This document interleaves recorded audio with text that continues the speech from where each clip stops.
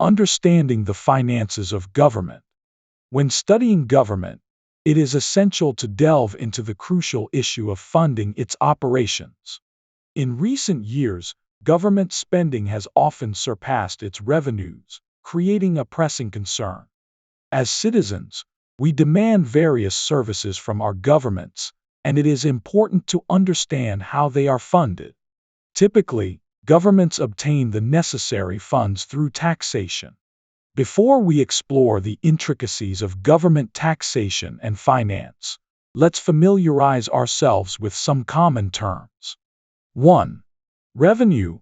This refers to the money received, which can be compared to your personal income or, in this context, the income of state governments. Your income is the amount of money you earn, while the state's income comprises the funds it receives from taxes and other sources. 2. Expenditure. Expenditure involves the money paid out or spending. Your expenditures include what you spend on groceries, clothes, your cell phone, and more. For states, expenditures represent how they allocate their revenue.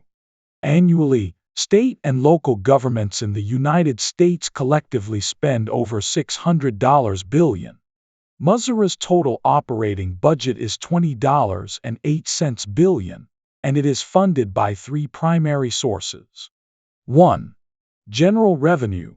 This accounts for 37.5% or $7.03 billion of the state's operating budget and is raised through state taxes. 2. Federal sources, constituting 32.9% or $6.04 billion of the budget. Federal sources provide revenue allocated by the federal government. 3. Other sources. This category, including the 1998 tobacco settlement, contributes 29.6% or $5.07 billion to the state budget. State and local governments provide a wide range of services, including public schools, welfare programs, police, public transportation, health services, courts, and highway construction. These services are primarily funded through taxes, although other revenue sources also play a role. State spending differs from federal spending in several ways. By comparing the Missouri state budget to the federal budget, we can understand that the state allocates its largest amounts to education and human services, including health and welfare programs. Additional expenditures cover areas like environmental protection, highways, transportation, law enforcement, community development, libraries, and general government. The state also distributes funds to counties and municipalities.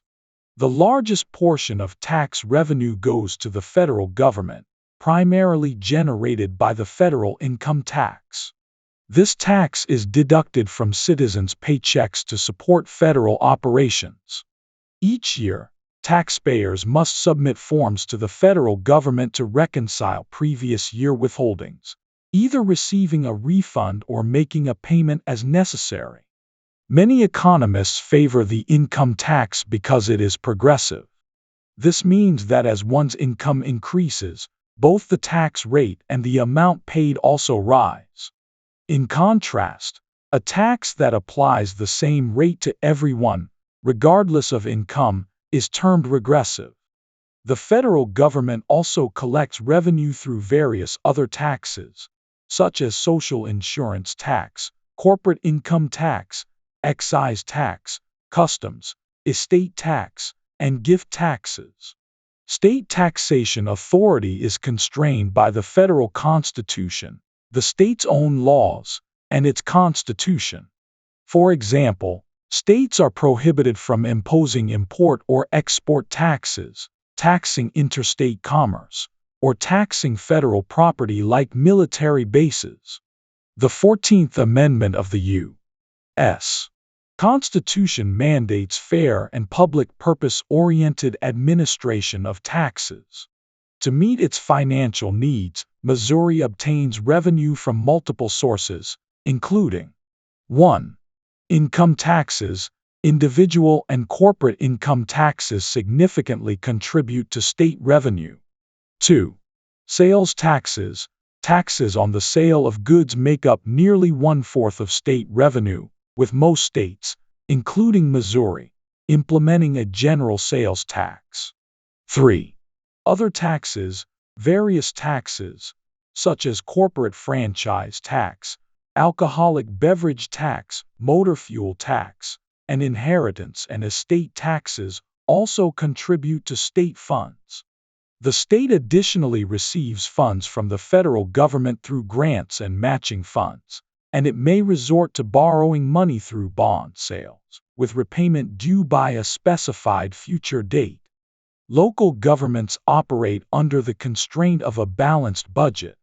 Property tax is a crucial source of revenue for these governments, supporting county and municipal government, school districts, and special districts, such as fire, library, and sanitation districts. Some local governments, like St. Louis, may also impose income or earnings taxes. Within the first 30 days of the General Assembly's session, the governor must present a budget outlining the estimated income and expenditures for the state and its agencies in the upcoming fiscal year. The budget is developed in collaboration with the state auditor and the Department of the Treasury. After the governor crafts a balanced budget, it undergoes scrutiny by the Joint Appropriations Committee, which may make adjustments. The budget must then pass both houses by a majority vote before returning to the governor for approval. The governor can use a line-item veto, which the General Assembly can override with a two-thirds vote in each house. Finally, the governor issues a letter of budget transmittal, sharing insights into the budget's performance and how the state's funds are being allocated.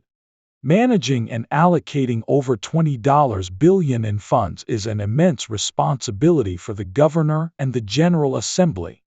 To ensure that this money is collected equitably and spent wisely, citizens must stay informed and engaged.